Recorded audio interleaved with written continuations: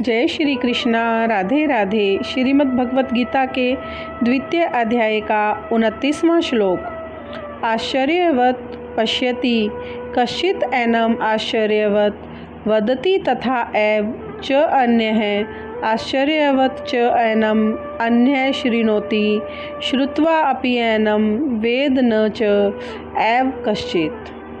कोई आत्मा को आश्चर्य से देखता है, कोई इसे आश्चर्य की तरह बताता है तथा कोई इसे आश्चर्य की तरह सुनाता है, किंतु कोई कोई इसके विषय में सुनकर भी कुछ समझ नहीं पाते।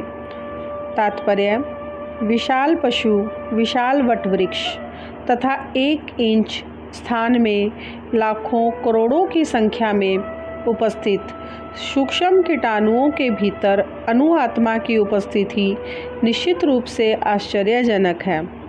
अल्पज्ञ तथा दुराचारी व्यक्ति अणु आत्मा के स्फुलिंग के चमत्कारों को नहीं समझ पाता, भले ही उसे बड़े से बड़ा ज्ञानी जिसने विश्व के प्रथम प्राणी ब्रह्मा को भी शिक्षा दी हो क्यों न समझाए। वस्तुओं के स्थूल भौतिक बोध के कारण इस युग के अधिकांश व्यक्ति इसकी कल्पना नहीं कर सकते कि इतना सूक्ष्म कण किस प्रकार इतना विराट तथा इतना लघु बन सकता है। अतः लोग आत्मा को उसकी संरचना या उसके विवरण के आधार पर ही आश्चर्य से देखते हैं। इंद्रिय तृप्ति की बातों में फंसकर लोग भौतिक शक्ति से इस प्रकार मोहित हो रहे हैं कि उनके पास आत्मज्ञान को समझने के लिए अवसर ही नहीं है।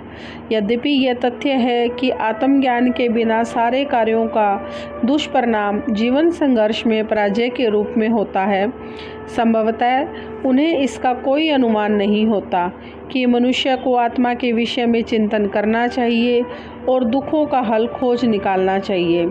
ऐसे थोड़े से लोग जो आत्मा के विषय में सुनने के इच्छुक हैं, अच्छी संगति पाकर भाषण सुनते हैं, किंतु कभी कभी अज्ञानवश वे परमात्मा तथा अणु आत्मा को एक समझ बैठते हैं। ऐसा व्यक्ति खोज पाना कठिन है जो परमात्मा, अणु आत्मा, उनके पृथक पृथक कार्यों तथा संबंधों एवं अन्य विस्तारों को सही ढंग से समझ सके। इससे अधिक कठिन है ऐसा व्यक्ति खोज पाना जिसने आत्मा के ज्ञान से पूरा लाभ उठाया हो और जो सभी पक्षों में आत्मा की स्थिति का सही निर्धारण कर सके। किंतु यदि कोई किसी तरह से आत्मा के इस विषय को समझ लेता है तो उसका जीवन सफल हो जाता है। इस आत्मज्ञान को समझने का सरलतम उपाय यह है कि अन्य मतों से विचलित हुए बिना परम प्रमाण भगवान श्री कृष्ण द्वारा कथित भगवत गीता के उपदेशों को ग्रहण कर लिया जाए।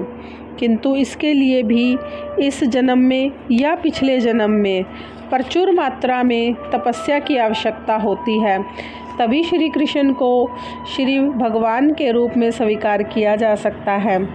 पर श्री कृष्ण को इस रूप में जानना शुद्ध भक्तों की अहेतु की कृपा से ही होता है, अन्य किसी उपाय से नहीं होता। इस प्रकार श्रीमद् भगवत गीता के द्वितीय अध्याय का 29वां श्लोक विस्तार पूर्वक पूर्ण हुआ। जय श्री कृष्णा। राधे राधे।